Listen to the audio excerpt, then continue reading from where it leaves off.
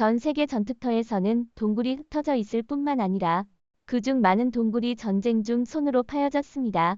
병사들은 어떠한 화염으로부터 자신을 보호해야 하며 땅 속으로 파는 것이 하나의 방법입니다. 때로는 이 벙커 시스템이 몇 년 동안 발전해 왔습니다. 더 흥미롭고도 흥미로운 것은 이러한 동굴에서 발견되는 것입니다.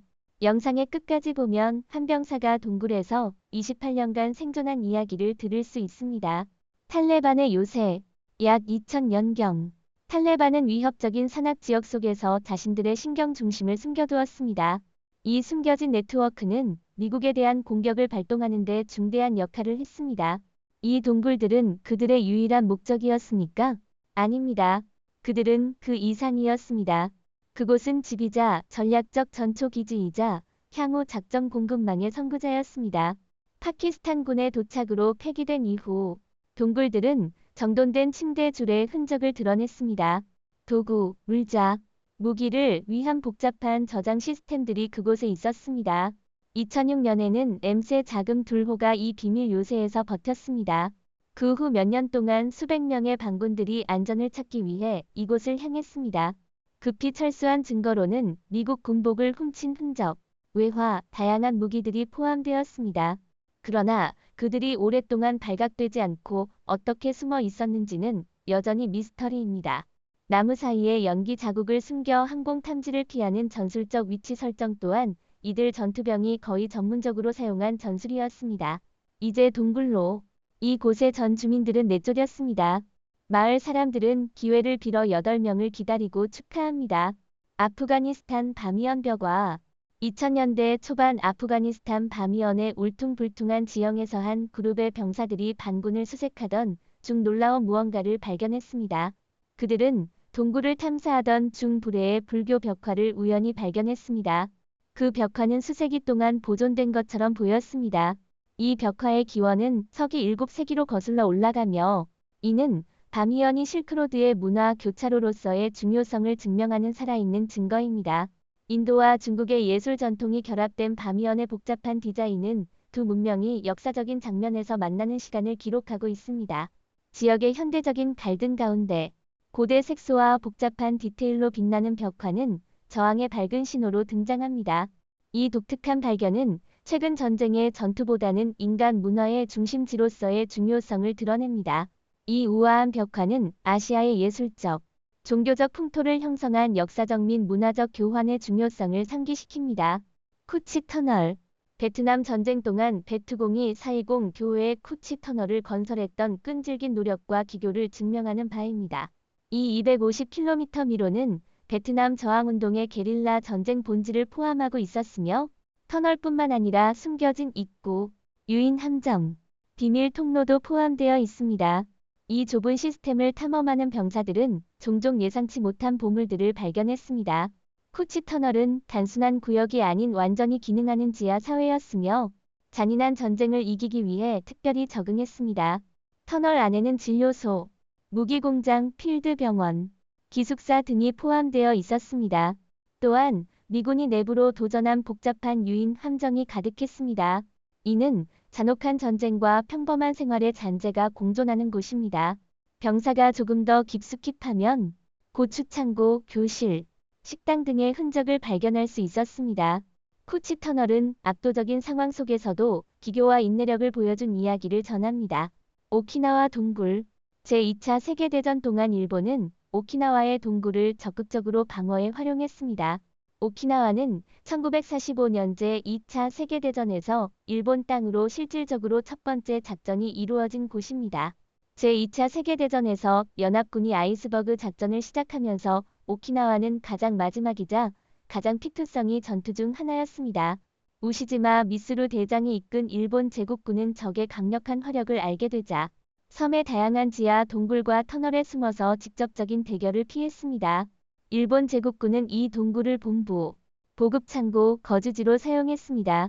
이 동굴은 적의 전진을 저지하기 위해 설계된 복잡한 구조의 터널이며 내부에는 일본군의 일상생활과 전쟁의 현실이 얽혀 있었습니다. 병사들은 주방, 병영, 일시적인 의료시설 옆에 무기와 탄약의 줄을 발견했습니다. 이 동굴은 강력한 화력을 견딜 수 있었고 일본군은 이곳에서 전선을 유지하고 반격을 시작했습니다. 결과적으로 오키나와의 동굴은 일본군의 인내와 비전통적 전쟁 능력을 상징하는 곳으로 연합군의 침공이 끝나기까지 수개월간의 전투와 엄청난 희생을 가져왔습니다. 이 동굴은 오키나와 전투가 얼마나 피투성이고 비용이 많이 들었는지를 생각해야 하는 잔잔한 경고입니다. 남부연맹의 동굴. 미국 내전 중 남부연맹이 동굴을 이용한 것은 연합군과의 전투에서 중대한 전략적 장점을 제공했습니다.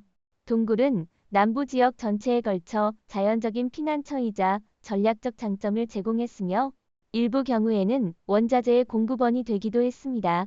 많은 동굴은 실제 안전 보금자리로 만들어져 병사들이 전투를 준비하고 휴식을 취할 수 있었습니다. 동굴은 날씨의 영향으로부터 자연적인 보호를 제공하는 시원한 온도로 급히 의료시설을 운영하기에 이상적이었습니다. 전투의 혈투 속에서 병사들, 의료 스태프, 심지어 민간인들도 동굴 속으로 피난을 찾았습니다. 동굴의 상업적 가치는 남부연합군에 의해 처음으로 인식되었습니다. 중요한 화약 성분인 소약석은 테네시주 채터누가 주변 지역의 잭 동굴과 루가운 마운틴 동굴에서 대량으로 발견되었습니다. 특히 남부연맹은 이 지역에서 광산 작업을 수립하여 무기 생산 능력을 크게 향상시켰습니다. 동굴은 작은 군단의 전략과 움직임에서도 중요한 역할을 했으며 그곳에서 병사들은 숨을 곳을 찾아 적에게 습격을 가하곤 했습니다. 알프스 벙커. 이탈리아 알프스 스텔비오 국립공원 내에서 해발 약 2,900m 지점에서 발견된 눈과 얼음으로 덮인 제1차 세계대전 벙커는 오스트리아에서 헝가리군의 고대 군사 요새로서 현재까지 남아 있습니다. 이 벙커는 1915년 이탈리아 전선에서 약 500m 떨어진 곳에 건설되어 최대 15명의 병사들을 수용할 수 있었습니다. 이 벙커의 입구를 보호하던 영구동 토층이 녹아 풀리면서 이 지역은 날씨로부터 완전히 노출되게 되었습니다. 실제로 빙하가 녹고 얼음이 철수함에 따라 이와 같은 벙커와 같은 과거의 전투 유적물이 얼음으로 덮인 지형에서 드러나기 시작했습니다. 1915년 당시 병사들은 벙커 내부의 박사와 인공 동굴을 파서 나무 구조물을 보강하는 데 사용한 재료, 그리고 100년 전 침대로 사용된 건초의 자취를 남겼습니다. 이 병사들은 전쟁의 혹독한 현실에 직면하면서도 넓은 공간 속에서 자신들을 위한 삶을 조성했습니다. 빙하가 녹을 때 드러나는 이 정보는 교육적이면서도 경고적인 메시지를 전달합니다. 이는 우리에게 과거 전쟁을 이해하는 데 도움을 주며 현재의 기후 변화로 인한 영향을 경고하는 중요한 정보입니다. 이 지역을 보존하고 과학적 데이터를 수집하는 일에는 기후 변화의 영향이 크게 작용하고 있습니다. 금광을 찾다. 제2차 세계대전의 어두운 그늘 속에서도 금의 유혹은 사라지지 않았습니다. 패배한 나치 독일은 절망적인 상황에서도 약탈한 톤의 금을 비축하고 숨기기 시작했습니다. 이는 전쟁의 마지막 달에 국가들과 집중 수용소 피해자들로부터 훔쳐낸 잔인한 전리품이었습니다. 서양연합군은 아퍼에이선 세이프 헤이번을 시작하여 이 재산을 찾아 정당한 소유자에게 돌려주기 시작했습니다. 이 작전을 바꾼 결정적인 만남은 1945년 4월 6일 독일 메르커스에서 이루어졌습니다. 미국 제3군 90보병 사단의 군 경찰들이 발견한 놀라운 단서는 메르커스 소금 광산에서 거의 쌓여있는 7,000개 이상의 금광과 9,800만 프랑을 포함한 적의 과학적 발견을 이끌었습니다. 그러나 가장 마음 아픈 발견은 집중 수용소 학살 피해자들로부터 훔친 금 이발풀들이 담긴 슈트케이스였습니다. 이 금은 인류 역사상 가장 치명적인 충돌 중 하나에서의 공포와 생존의 메아리를 담고 있었으며 나치의 탐욕과 잔인함을 드러내는 냉혹한 사과를 보여주었습니다. 제1차 세계대전 벙커. 제1차 세계대전 동안 서부 전선을 따라 약 500개의 지하 위치가 있었습니다. 이 지역들은 1917년 4월의 치열한 전투 중 특히 중요한 독일과 프랑스 군의 병력을 수용했습니다. 역사학자들은 이 지역들을 탐사하며 미군의 물리적 흔적을 찾고 있습니다. 그들은 종종 중세 이후 계속해서 석회석을 공급해온 고대 채석장 네트워크의 잔해 같은 복잡한 미로에 들어갑니다. 전쟁의 질서와 질서는 광대한 지하 복합체에서 독일 조직의 지속적인 흔적에 의해 조용히 증명됩니다. 세심한 조사를 통해 음식 캔, 담배 파우치, 시계, 요리기구와 같은 평범한 물품들이 드러나면서 거의 100년 동안 그림자 속에 숨어있는 일상생활의 생동감 있는 모습을 보여줍니다. 미군의 이름들은 채석장의 돌벽에 새겨져 있습니다. 이러한 기록들은 100년 동안 보존되어 왔으며 미군의 존재를 증명하며 제1차 세계대전 중 그들의 생활을 엿볼 수 있는 창을 제공합니다. 지하의 터널과 벙커들은 단순한 은신처 이상의 역할을 하여 제1차 세계대전 중 미군에 보이지 않는 경험을 기록한 페이지가 되었습니다. 생존자 유코이 소이치. 임진일본군의 전직 중사 유코이 소이치는 제2차 세계대전 이후 일본의 항복 이후에도 전쟁이 계속되고 있다고 생각하며 괌 탈로포포의 밀림 속에 숨어 살았습니다. 그는 2명의 동료와 함께 동굴을 파서 놀랄만한 28년간의 은신처로 사용했습니다. 이 그룹의 은신처는 뛰어난 생존의 요새로 진화했습니다.